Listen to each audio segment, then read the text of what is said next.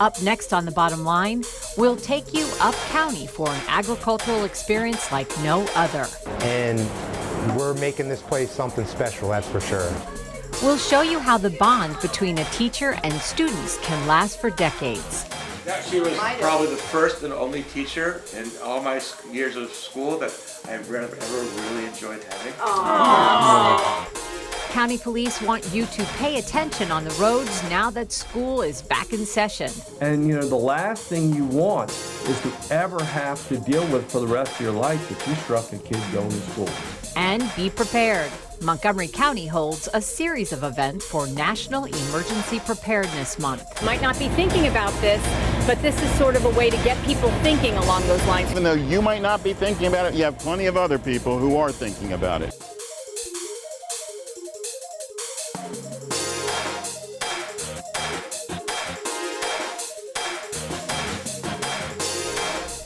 Thanks for watching, everyone. I'm Susan Kenedy. It's one of the best examples of land conservation policies in the country. Montgomery County's Agricultural Reserve. It encompasses 93,000 acres along every border in the county. In this next story, we'll tell you about 400 acres in the Up County that's more than just a working farm. Just off Big Woods Road in Dickerson, you'll find a farm nestled in the Agricultural Reserve that provides a rural experience like no other. Madison Fields is one of those places that takes your breath away. The 400-acre farm functions primarily as an equestrian facility. But what makes Madison Fields so unique it's a lot of work. Yep, I've done before. Is it provides therapeutic and vocational training opportunities. I've been on a couple horses before. For children and adults with physical and intellectual disabilities. This farm is for everybody. It serves the community at large. It serves people with special needs and with differing abilities, and it serves veterans as well. It's intended to be inclusive, and we're making this place something special, that's for sure. Ava is a participant in the Madison Fields Therapeutic Riding Program. Is he like your buddy? He's my buddy and my child, so I love him. She's been coming to the farm for more than a year, and in that time has formed a special bond with Dakota, a horse she refers to as her baby. So what are you doing now? I'm giving him with the curry. 1, 2, 3. Try it. Again, try. Ava comes for riding lessons twice a week at Madison Fields. Good, eyes up, look where you're going so that way he can follow your movement. She learns basic horsemanship skills under the guidance of Maggie, Little more walk, sit down. her certified riding instructor. Down, yeah, good, follow his shoulder, up, down. So we were working on processing steps. Ava came up with her own course that she wanted to ride today. In your drawing you gave me is a 3-step course, so she had to remember all 3 steps, and we turned it into a barrel pattern, and she was able to complete it twice. Good. All right, walk on. More walk. Good job. Through the riding program at Madison Fields, Well, give him a pat, tell him he's a good horse. All right, you want to go outside for a walk? Yeah. the horses improve the well-being of people of all ages with different needs. Way to go, Casey. All right, including those with autism, learning disabilities, and traumatic brain injury. Good. In this year's budget, Here you go, let's put it back in the tack room.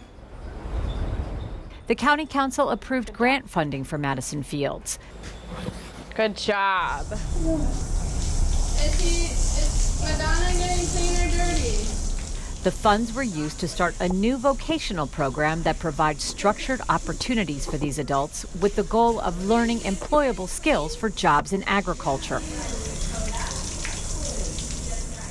Councilmember Craig Rice is a big supporter of Madison Fields. The reason why the majority of these folks didn't have jobs before is because the expectation was that they couldn't do anything. Exactly. Right? Exactly. And so redefining that for people to make sure that they understand that that couldn't be farther from the truth. They can do a lot of the same stuff that we do. They appreciate the opportunity to work so much, and they want to work. They want to work for you, they want to work for themselves, they want to do these things, these jobs. And that's something we want to overcome. On the autism spectrum in particular, it's 80 to 85% of individuals on the autism spectrum are unemployed or underemployed. And that's a big part of our battle that we're trying to fight. Madison Fields is part of the Madison House Autism Foundation, which was founded to identify the lifelong needs of adults with autism. At the age of 21, services for this population tends to drop off, leaving these adults with few options. Madison Fields is designed to help them address those challenges through education and awareness. However, there's an inclusive atmosphere at the farm where people of all ages and abilities learn together. We want to educate the county and the students and the elementary kids about the agricultural reserve, because it is such an amazing place, an amazing part of this county that, in my opinion, more people need to know about. Sometimes it's good to drive up here on these rustic roads and drive up in these, near where these farms are, and just get some fresh air. Good job. Was that fun? Yeah. Good. And that agricultural reserve component is something that makes this program so meaningful. And you do a really good job with him. It must make you feel proud. I am proud of myself. I'm proud of Dakota. For more information about Madison Fields and the programs it offers, visit their website. Schools are back in session, and that means the beginning of new friendships and experiences. It's also the start of a positive relationship between teachers and students that can last for years to come. Councilmember Craig Rice tells us about a special bond one Montgomery County teacher still has with her students from decades ago. I'm Councilmember Craig Rice, and I'm here at Montgomery Village Middle School in Germantown, Maryland. This is great. First day of school, a chance where students are getting to be able to make friends, reuniting with old friends, getting ready for lunch. Hey guys, how are you guys doing? Good, my name is Craig Rice. The beginning of each school year is special. Students and teachers form a bond that, as I found out, can last a lifetime. In the 1960s, Marcia Mendence-Micah was a third-grade teacher at Glen Haven Elementary School in Wheaton. Oh, and she was new at teaching at the school, second year. I have all of my elementary school pictures. And she was the apple of her students' eyes. I had a crush on Miss Mendence. She used to take her glasses and hold them like this. And of course, we all had to do the same thing. Two of her students, Kathy Hancock and Leslie Mink, were curious. She's right here. What happened to their beloved teacher? They found her, living in Atlanta, Georgia. She picks up the phone and we said, is this Marcia Mendence-Micah? And she said, yes. And so they invited their teacher to a reunion. The memories came back to Mrs. Mendence. You had the best handwriting of anybody in the class. That I remember. And her students. See you. Good man. I recognize you. Was simple as ABC. I remember you. Thanks. Oh my gosh. There were pictures. I remember you. I thought that was so glamorous to have Miss Mendence. I remember you. Very nice to Jenny, see it's you. nice to see you as well. Pictures and more pictures. That guy's name is Kenny. That's Steve at B. As a teacher, you never know how you will impact your students' lives. We were playing dodgeball in third grade, and Miss Mendence was our teacher. She asked me if I would help Leslie when she has to go to the bathroom. So that started our 50-year friendship. Do you all remember the ukulele that Miss Mendence used to play? I can't anymore because the fingers just don't, they don't go. It's not, you know, it's not. I'll play it. Give it to me. Or the people who were never your students.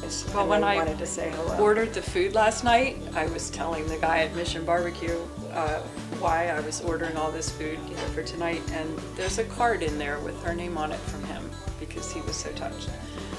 I'm dying to see what it says. Miss Mendence, thank you for inspiring your students. It truly takes an amazing person to touch the lives of other people. I hope you enjoy your day. Team Laurel. Mrs. Mendence even made an impact on her students' parents. I was possessed of a loud voice constantly, and you would actually ask me not to speak so loudly, but the way you did it and the words you used, you told me to modulate. My mom now is 86, and she still says, Gotta modulate. You gotta modulate. That's so Miss cute. Meadows told you to modulate. Oh my God. Sorry. But the highest compliment a teacher can receive is that the students are excited about just going to school because you are there. Yeah, she was probably the first and only teacher in all my years of school that I've ever really enjoyed having. Aww. You made it okay to go to school. You made it okay to go to school, Mrs. Mendence. In this case, okay is good enough for an A+.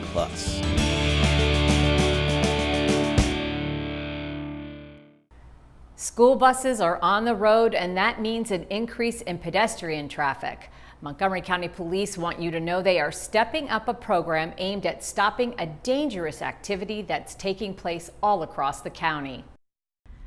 The numbers are shocking. Last year, Montgomery County Police issued more than 34,000 citations to drivers who illegally passed a stopped school bus, an average of 167 tickets per day. We are in crisis. People are passing these buses all the time for no real good reason, and they're putting our children at risk.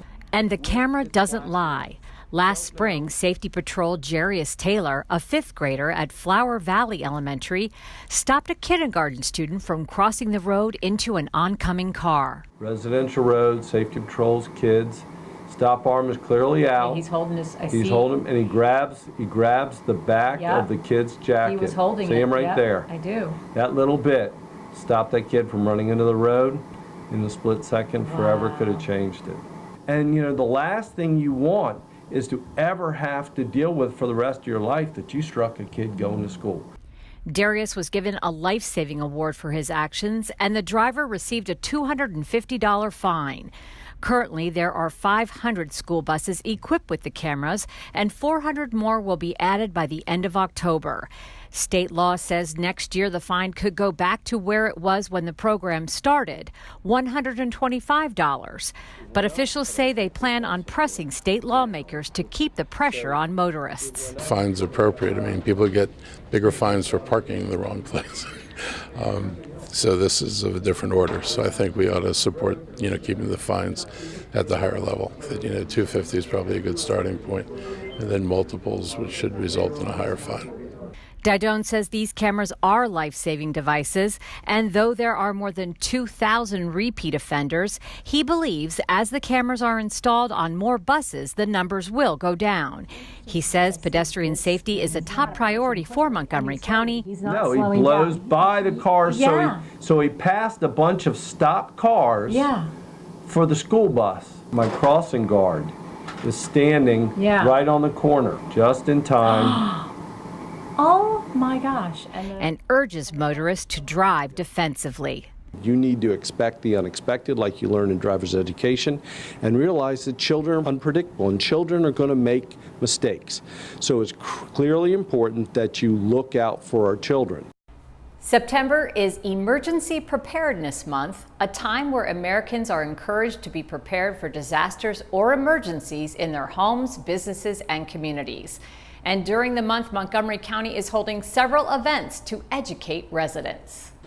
It's Emergency Preparedness Month, and officials want you to be prepared for situations that could occur year-round. The event provided great resources for folks looking to build their emergency plan. It would be a good idea just to check out all the different tents and really learn as much as possible about safety, prevention matters, techniques, et cetera, so I just want to be informed. Councilmember Sidney Katz got a lesson in how to use a tourniquet and what it takes to stop the bleed. In a God forbid event, you have to be prepared. Also, you realize that even though you might not be thinking about it, you have plenty of other people who are thinking about it. Anytime a tourniquet is applied, it will be extremely painful. That is completely normal and to be expected. The Department of Homeland Security has 12 of these trucks across the country in the event of a disaster or national event. We've used the vehicle for all sorts of situations. Let's take the Boston bombing, for example. We actually had to use the truck for communications and for command and control because it happened in an area away from where normal federal buildings are at. So the investigators, they had to have some place where they can type up their information, to have access to the internet, so forth and so on. That's what this truck can do. And it gives them the capability to get their work done and to go back out in the field quickly. For more information about other events this month or what you need to do to be prepared, visit the county's webpage. Well, that does it for this edition of The Bottom Line. For County Cable Montgomery, I'm Susan Kenedy. Thanks for watching.